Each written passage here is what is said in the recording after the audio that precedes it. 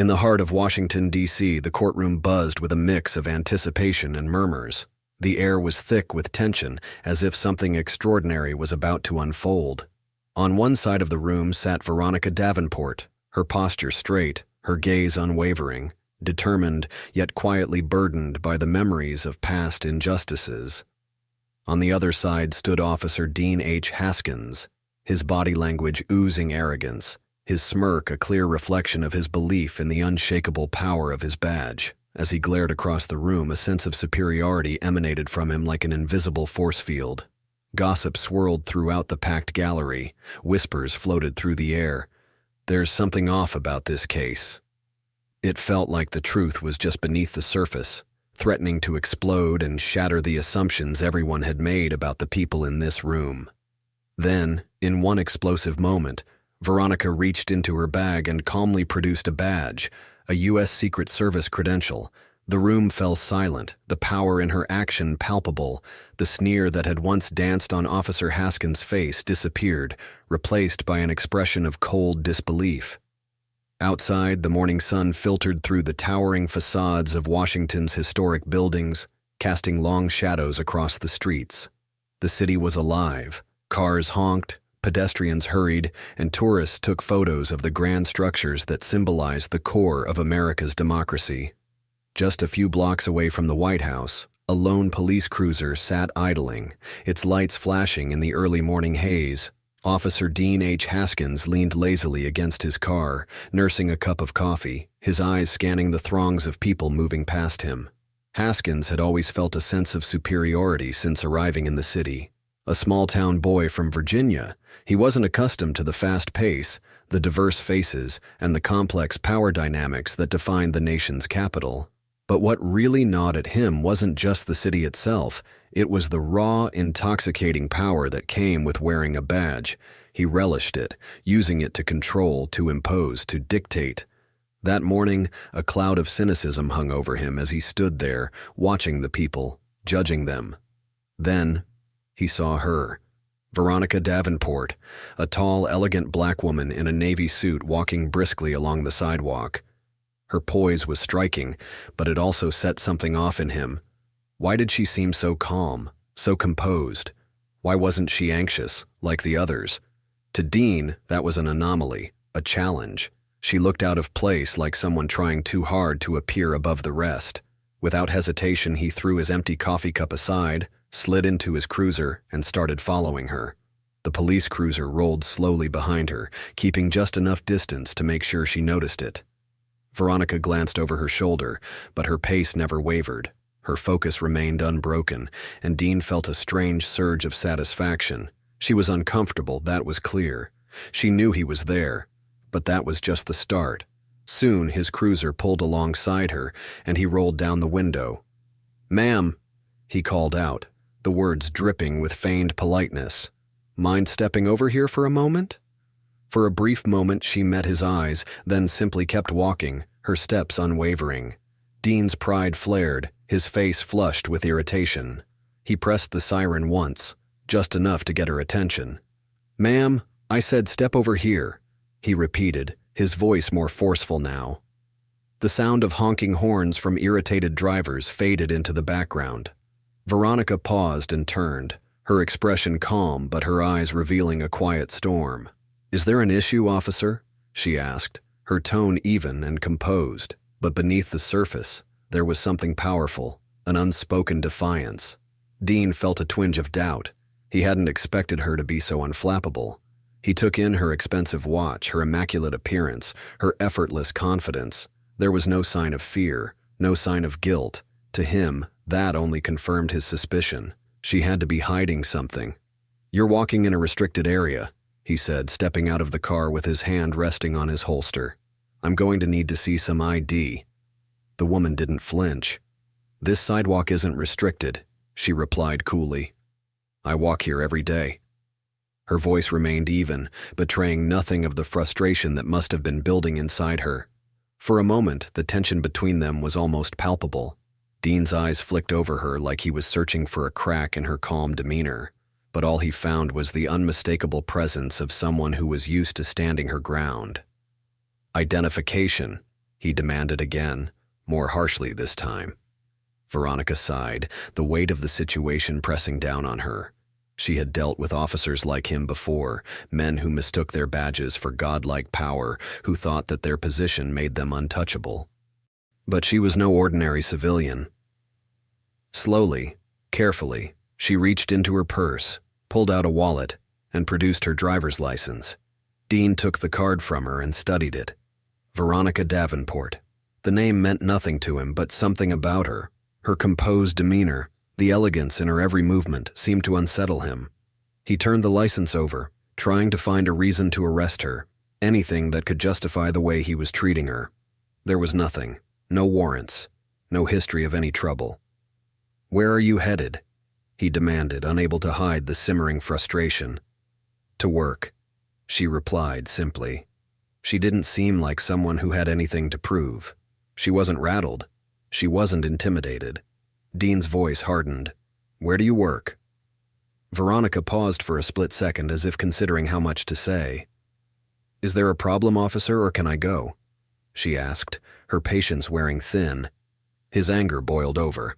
"I'll decide when you can leave. I have every right to question someone close to a high-security area. People are plotting all kinds of things these days." Veronica's eyes narrowed, but she bit back a sharp retort. She had seen this before. The casual racism, the arrogance of men like him. It could escalate quickly if she didn't tread carefully. "Well," she began, her voice still measured, "if that's all, officer, I'd like to continue. I'm late for a meeting." Dean's gaze lingered on her for a moment longer, something about her infuriating him more than he could explain. He had no legal grounds to hold her, but his pride would never let him admit that. "Fine," he snapped. "Move along." But as she turned to walk away, his voice lowered, the words hanging in the air like venom. "You people need to remember your place around here." Veronica froze. Her shoulders stiffened, and she clenched her fists inside her pockets, fighting back the anger that threatened to explode, but she refused to let him see it. She walked away, each step dignified, as if to silently defy everything he stood for. Dean watched her go, a gnawing feeling eating at him. Something wasn't right about her. Something about her unflinching composure made him uneasy. He grabbed a notepad, scribbling her name down. Veronica Davenport.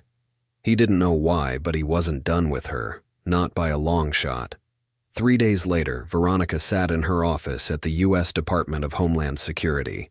She'd been an analyst for 5 years, but her true role, one she kept closely guarded, was as a trusted member of the U.S. Secret Service.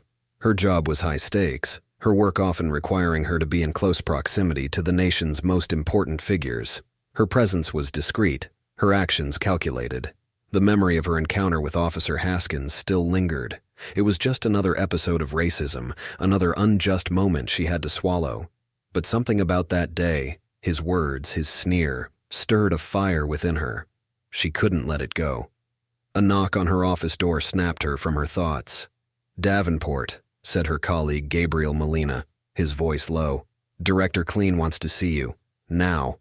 Veronica's heart skipped a beat, but she masked her unease. She grabbed her notepad and headed to the director's office. As she passed photos of past Secret Service agents, she felt a flicker of pride and awe. She was part of something far greater than herself, something that demanded strength. When she entered Director Clean's office, the atmosphere was thick with tension. Clean, a broad-shouldered man with a no-nonsense demeanor, leaned forward over his desk. "We've received a complaint from the Metropolitan Police Department," he said, his voice tight, "about an incident near the White House. Officer Dean Haskins. Ring a bell?" Veronica's heart dropped. The memories flooded back. "Yes, sir," she replied, keeping her voice steady. Clean's gaze softened, but only slightly. "He's making a big deal out of it. Claims you were uncooperative, that you hindered official police business." Veronica's jaw clenched, the injustice of it all rising in her chest. "That's not true. There was no restricted zone. I was just walking to work." Clean nodded slowly, clearly understanding, but the reality of the situation was sinking in. "The complaint's official. He's demanding a hearing. It's a matter of departmental protocol now." Veronica's mind raced. A hearing. She couldn't believe it. But she also knew one thing for certain. If Officer Haskins thought he could make an example out of her, he had another thing coming. She steeled herself. "I'll be there, sir," she said, her voice unwavering. But as she left his office, a heavy weight settled on her shoulders. She had never imagined her job would place her in such a humiliating position. But if Haskins wanted a fight, she was ready, and this time the truth would come out. Her actions and decisions were entirely consistent with her duties, and at no point did she break any law or regulation. The officer's actions were not only unjustified but based on unfounded assumptions, which resulted in a violation of Agent Davenport's civil rights. The courtroom was still as the gravity of Elizabeth's words settled over everyone present. The media at the back scribbled furiously, their pens dancing across notepads, sensing that this case was about to become something far bigger than just a hearing. Judge McPherson, his eyes never leaving Veronica, spoke in a firm, measured tone. "Agent Davenport, you may step down." He turned to Officer Haskins, his expression one of clear disapproval. "Officer, you may continue with your statement, but I warn you, the court expects nothing less than the truth." Haskins opened his mouth, but no words came out. His confident smirk from earlier had dissolved into a blank, disbelieving stare. He glanced at his lawyer, but his defense team had nothing to add. Veronica remained composed, her posture straight as the weight of the moment settled on her. She'd been through worse. She'd seen the law misapplied before, and now, with her badge out, the narrative had shifted entirely. It wasn't just about her anymore. It was about the principle of justice and fairness. Elizabeth didn't allow the silence to drag on. She seized the opportunity to close the case with the final blow. "Your Honor, the defendant has been clear in her testimony. She was minding her own business, simply going about her workday, and she complied with all lawful requests. Officer Haskins' actions were motivated by bias, and they resulted in an unjustifiable escalation. We request that the court dismiss these charges and recognize that Agent Davenport's rights were violated." The judge nodded slowly, his eyes narrowing slightly as he considered the weight of the argument. "We will recess for a brief moment," Judge McPherson declared, his voice cutting through the air. "I'll return shortly with a ruling."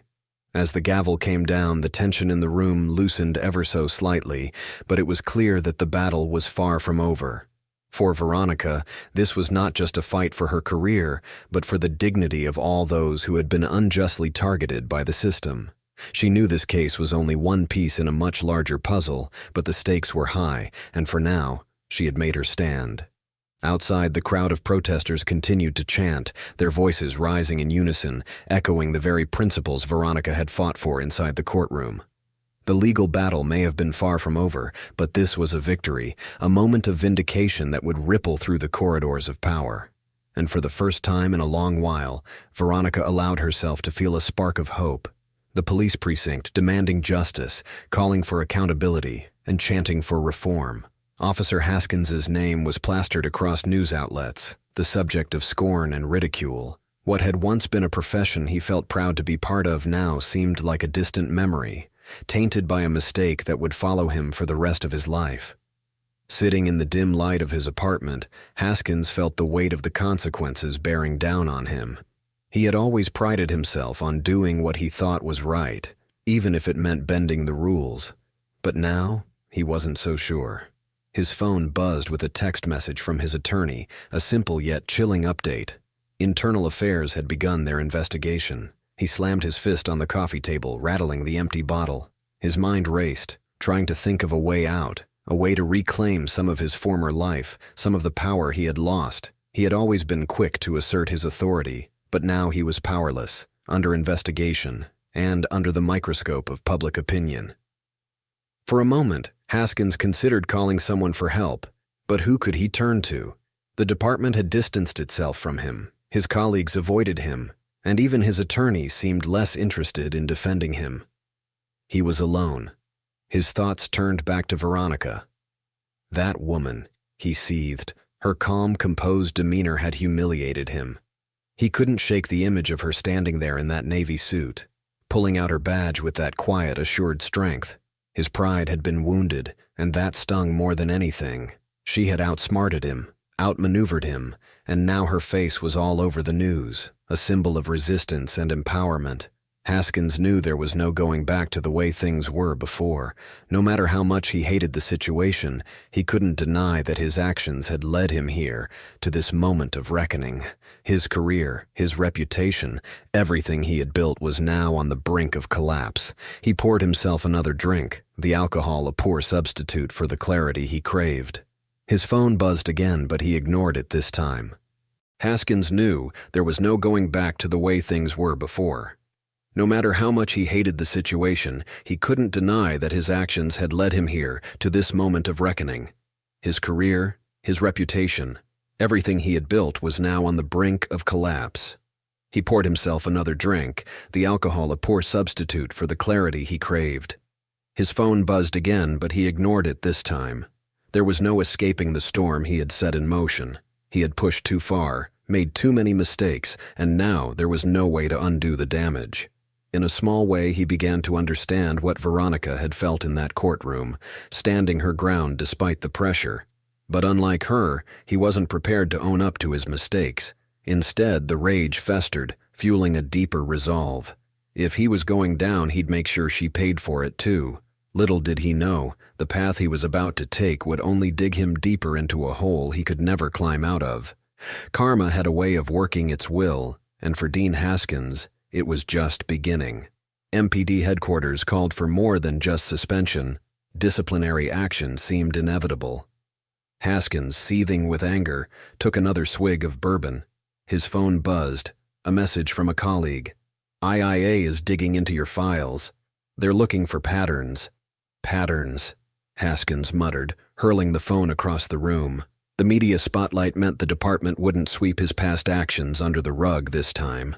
He stared at an old box of family photos, memories of a time when wearing a badge made him feel like a hero, but now he was a man on the edge, haunted by Veronica's cold, defiant gaze in court. She'd seen through him, recognizing the bigotry he'd tried to hide. Thoughts of revenge filled his head, but his rational side knew any false claim against her would bury him further.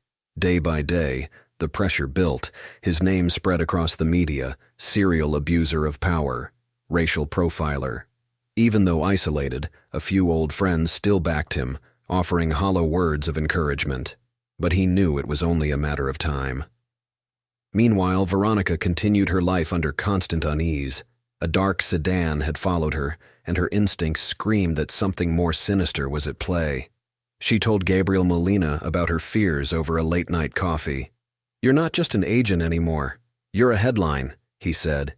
He suggested she stay with family or friends. Veronica declined, though her nerves remained taut. Veronica reported her concerns, and her superiors assigned her a protective detail. But the situation escalated when Haskins appeared outside the DHS building one night, a gun in hand. His voice, thick with rage, demanded she not call for help. "I never wanted to shoot you," he muttered. But Veronica remained calm, keeping him talking. She deflected his accusations, but he was beyond reason. As Haskins turned, distracted by a security guard's shout, she lunged, knocking the gun away as it discharged. A brief struggle ensued, but Veronica, using her training, disarmed him. When backup arrived, she had Haskins pinned down. The police soon arrived, and Haskins was arrested, facing charges for attempted assault and numerous prior misconduct violations. His fate was sealed, and the media's coverage painted him as a disgraced officer, while public sympathy firmly sided with Veronica. In the aftermath, Veronica continued her work, reflecting on how close she came to losing her life. Yet, the incident only strengthened her resolve. One afternoon, Director Clean offered her a promotion, a leadership role focused on interagency cooperation. "I'm honored," Veronica said, accepting the position. "And I accept." Clean smiled. "Congratulations, ASAC Davenport. Go enjoy the sunshine." As Veronica stepped out of his office, she realized that through conflict and hardship, she had found her true purpose: justice, resilience, and a chance to shape a better future.